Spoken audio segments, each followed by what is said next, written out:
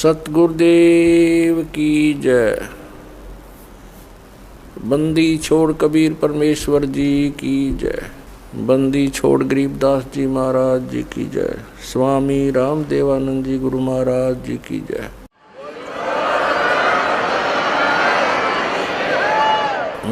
गरीब नमो नमो सतपुरुष को नमस्कार गुरु के नहीं। सुर नर मुनि जन साधुआ संतों सर्वस दी नहीं। सतगुरु साहेब संत सब दंडोतम प्रणाम। आगे पीछे मध हुए तिनको जा कुर्बान। नराकार निर्विषम काल जाल वैभंजनम निर्लेपम निज निर्गुणम अकल अनुबेशुंदुनम। सोहम सुरति समाप्तम सकल समाना निर्तल। उज्ज्वल हीरंबर हरदमम वे परवा अथा है वार पार नहीं मध्यतम। ग्रीब जो सुमर सिद्ध होई गणनायक गलताना। करो अनुग्रह सोई पारस पद परवाना। आदि गणेश मनाऊं गणनायक देवन देवा। चरण कमल लाऊं आदंत करूं सेवा। परम शक्ति संगीतम रिद्धि सिद्धिदाता सोई। अवगत गुण अतीतम सतपुरुष निर्मोही। जगदम्बा जगदीशम मंगल रूप मुरारी। तन मन अर्पों शीसम भक्ति मुक्ति भंडारी। सुर नर मुनि जन ध्यावे ब्रह्मा विष्णु महेशा। शेष शेष मुख गावे पूज्य आदि गणेशा। इंद्र कुबेर सरीखा वरुण धर्म राय ध्यावे। समर्थ जीवन जी का मन इच्छा फल पावे। 33 कोटि अदारा ध्यावे शेष 88। उत्तर बहुजल पारा कट है यम की फांसी। 33 कोटि अदारा ध्यावे शेष 88। उत्तर बहुजल पारा कट है यम की फांसी। सत साहिब कर जोरूं विनती करूं। धरूं चरण पर शीसे। गुरु जी राम देवानंद जी महाराज ने दियो नाम बख्शीश। कोटि कोटि सिजदा करूं कोटि कोटि प्रणाम। चरण कमल में राखियो मैं बंदी जाम गुलाम। कुत्ता हूँ गुरुदेव का रामपाल दास का नाम। गले प्रेम की जेवड़ी जाखें चोहा जाऊं। तो करो तो बावड़ो दूर दूर करो तो जाऊं। जो राखो तो ही रहूं जो देवो सुख। परम पिता परमात्मा पूर्ण ब्रह्म सारी सृष्टि के रचनहार कुल मालिक कबीर देव कबीर साहब अल्लाहु अकबर जी की असीम कृपा से आप पुण्यात्माएं सत्संग सुनने के लिए उपस्थित हुए। सत्संग का उद्देश्य होता है कि इस भूले हुए प्राणी को परमात्मा की याद ताज़ा की जाए। सत्संग के अंदर ज्ञान कराया जाता है कि मनुष्य जीवन किस लिए प्राप्त हुआ। मानव जीवन का मूल उद्देश्य क्या है। तो उसमें याद दिलाया जाता है कि महापुरुषों की वाणी प्रमाण के अंदर ली जाती है और वो अमर वाणी जो परमात्मा स्वयं आकर के यथार्थ ज्ञान हमें सुनाते हैं, जिसको गीता जी अध्याय नंबर 4 के श्लोक 32 में सच्चिदानंद घनब्रह्म की वाणी कहा है, कबीर वाणी कहा है, वो अमर वाणी परमात्मा स्वयं सुनाते हैं अपने मुख कमल से। तो इन महापुरुषों की और परमात्मा की उन अमर वाणियों को आधार बनाकर सत्संग सुनाया जाता है, और उसके अंदर सत्संग के अंदर सभी सद्ग्रंथ भी आधार बनाए जाते हैं, और उनके आधार से जो ज्ञान सुनाया जाता है वो सत्संग है। इसके अतिरिक्त अन्य कोई वचन सुनाते हैं, प्रवचन सुनाते हैं, सत्संग करते हैं, और वो हमारे पवित्र सद्ग्रंथों से या उन महापुरुषों की अमर वाणी से या परमेश्वर कबीर जी की अमर वाणी से मेल नहीं खाते हैं, तो वो सत्संग नहीं है, क्योंकि उनके अंदर सत्य नहीं है, सत्य का अभाव है। सबसे पहले सत्संग के अंदर ये जानकारी दी जाती है, मानुष जन्म पायक नहीं रटे हरि नाम, जैसे कुआ जल बिना बनवाया क्या काम। मानुष जन्म दुर्लभ है, मिले न बारंबार, जैसे तरवर से पत्ता टूट गिरे वो बहुर न लगता डर। परमात्मा पूर्ण ब्रह्म सत्य पुरुष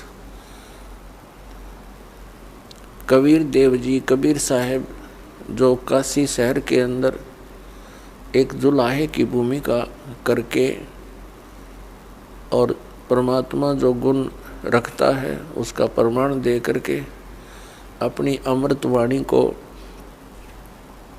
उच्चारण करके यथार्थ ज्ञान देकर वो सह शरीर आए थे, सह शरीर चले गए। वो पूर्ण परमात्मा है, और परमात्मा के ज्ञान को परमात्मा ही बता सकते हैं। जीव तो अटकल लगाते हैं। कुछ श्रद्धालु कहते हैं संत को चाहिए कि वो अपना अनुभव बतावे, किन्हीं सद्ग्रंथों या पोथियों का सहारा ना ले। ऐसे विचार रखने वाले व्यक्तियों का ये भी मानना होता है कि सभी जितने भी ग्रंथ हैं ये मानव की रचनाएं हैं, उनका अपना अनुभव है। पुण्यात्माओं, ये सब अज्ञान आधार से ही प्राणी बोल सकता है, और इस अज्ञान को हटाने के लिए सत्संग की आवश्यकता पड़ती है। जैसे देश का संविधान होता है, वो भी एक पुस्तक है और वो भी एक मानव ने लिखी है। आपकी बात बड़ी करके चले, और कोई अन्य मानव अपने सतर का और विधान बनाकर लिख दे और छपवा दे और बांट दे, तो उसकी क्या वैल्यू है, क्या यूज है, क्या लाभ हुआ उसका? वो व्यर्थ है।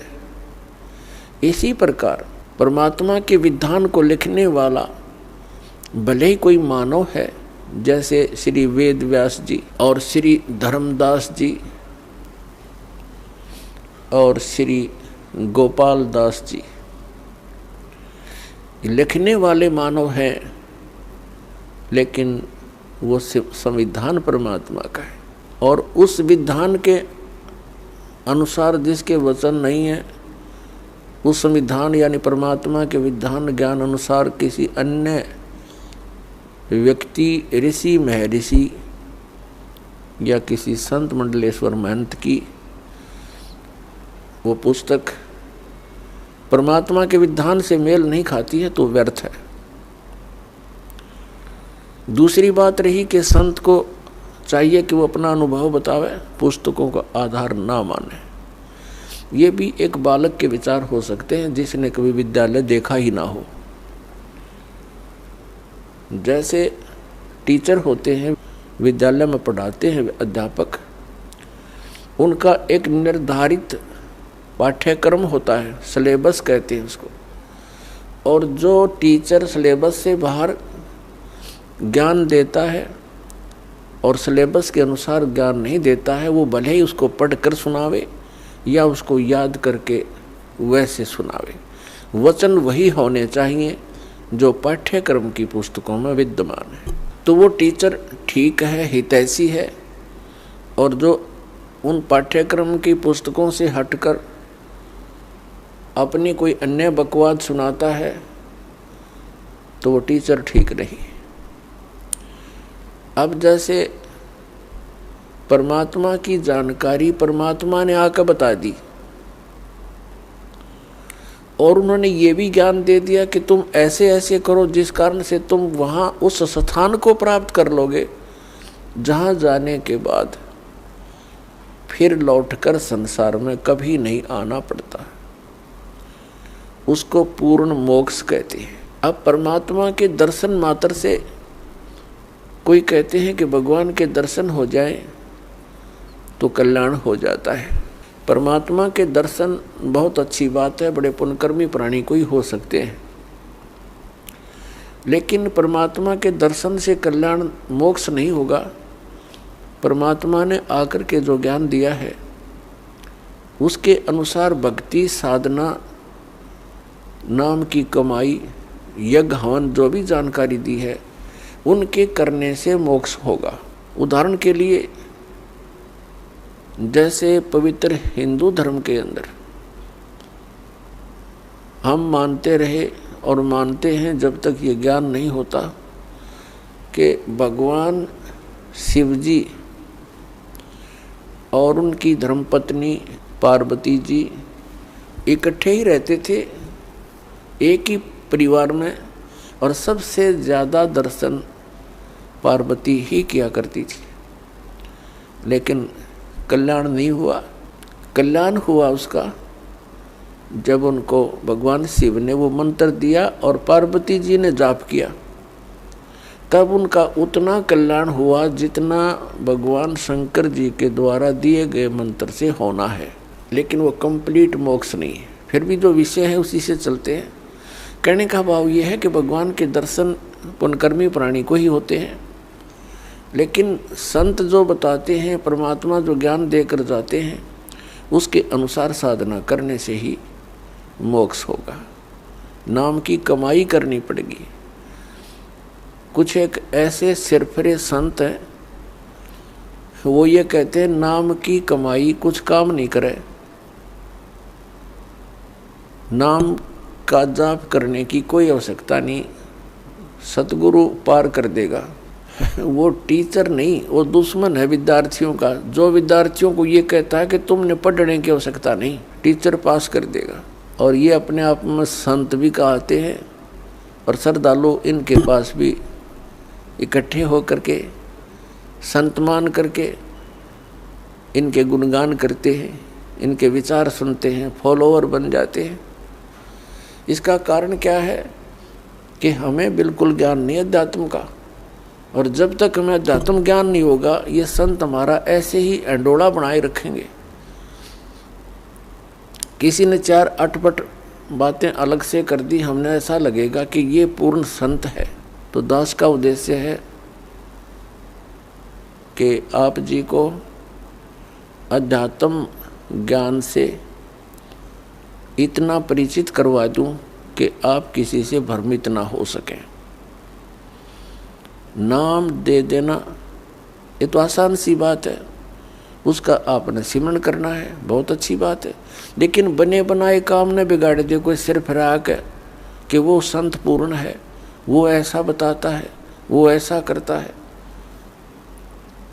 तो आप जी उनको इस ज्ञान के आधार से अपने सतर से ही रिजेक्ट कर दो कि नहीं, आप भ्रमित हैं, आप जी को ज्ञान नहीं। तो पुण्यात्मा अपना अनुभव बताना अच्छी बात है, लेकिन वो अनुभव उन सदग्रंथों से मेल खाता हो।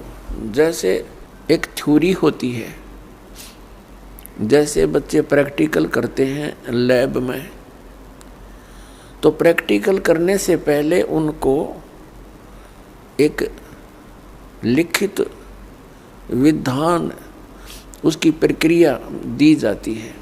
फिर बच्चे उनको पढ़ते हैं कि कौन सी कैसे कैसे करना है, उसको पढ़कर फिर वो प्रैक्टिकल करते हैं। तो ये ज्ञान जो है ये एक थ्योरी है, यानी ये लिखित जानकारी है जो प्रैक्टिकल हम करने जा रहे हैं। जिनकी थ्योरी ही गलत है तो प्रैक्टिकल भी ऑटोमेटिकली गलत होगा। तो हमारे जो सदग्रंथ हैं ये हमारी थ्योरी है और परमात्मा के जो साधन उसमें वर्णित हैं वो करना हमारा प्रैक्टिकल है। फिर उनके करने से जो उपलब्धि होगी वो भी सदग्रंथों में लिखा हुआ है। फिर वो बताने की आवश्यकता कैसे पड़ेगी, अपना अनुभव बताओ। तो इस प्रकार ये भ्रमित व्यक्ति कदम कदम पर बैठे हैं, भ्रमित करने वाले। श्रद्धालुओं की कमी नहीं, श्रद्धालु को तो परमात्मा की एक विशेष कसक होती है और वे परमात्मा के लिए भटक रहे हैं। आत्मा जब से मालिक से बिछुड़ी है, इसको उसी समय से उसकी आवश्यकता महसूस हो गई थी। जिस भक्त आत्मा ने सृष्टि रचना सुन रखी है तो उनको ज्ञान है कि पहले तो हम अपनी स्वेच्छा से इस काल भगवान के साथ लग गए और भगवान से विमुख हो गए। और जिसमें ये प्रकृति दुर्गा देवी जी इस काल भगवान के पास छोड़ी गई, उसी समय से इस काल ने हमारे साथ दुर्व्यवहार प्रारंभ कर दिया और उसी दिन से और आज तक हमें सिवाय परेशानी के यहाँ कुछ नहीं मिला। तो उसी समय इसको महसूस हो गया था, इस दुर्गा को पुकार की थी, भगवान मुझे बचा ले। अपने पैर पे कुआड़ा मार के हम यहाँ आए हैं और पुकार करते हैं भगवान बचा ले। अभी तक हम उस भगवान से प्रार्थना करते रहे जो हमें दुखी तो कर सकता है, सुखी नहीं कर सकता। वो कौन है? ये ब्रह्म है, ज्योति निरंजन काल है, जिसके लोक में हम यहाँ रह रहे हैं। और इसके 3 पुत्र हैं, रजगुण श्री ब्रह्मा जी, सतगुण श्री विष्णु जी और तमगुण श्री शिव जी। हम इनसे भी अर्ज करते हैं हमारी रक्षा करो। ये अपनी रक्षा नहीं कर सकते क्योंकि ये सक्षम नहीं है, ये समर्थ नहीं है। ये भी अपने कर्म के दंड को ही भोगते हैं। इनको इतना ही अधिकार दिया हुआ है कि जो जैसे कर्म करेगा वैसा ही फल तुम दे सकते हो, इससे हटकर आप कुछ नहीं कर सकते। ये केवल हमें अपना किया कर्म ही दे सकते हैं और ये काल भगवान के अधीन हैं, ये विवश हैं और अपने ही ये भाई बहन हैं। इनकी पिछले पुण्य कर्म अधिक है, इनको ऊंच पोस्ट प्राप्त मिल गई इस ब्रह्मांड की। लेकिन ये आपके साथी हैं, दुश्मन नहीं। लेकिन ये विवश हैं, इस काल भगवान के संकेत के बगैर ये कुछ नहीं कर सकते और इनको केवल जैसा कर्म प्राणी करता है वैसा ही फल देने का ही अधिकार है। इसे हटकर नहीं। ना ये किसी को सुखी कर सकते और ना ये किसी को दुखी कर सकते।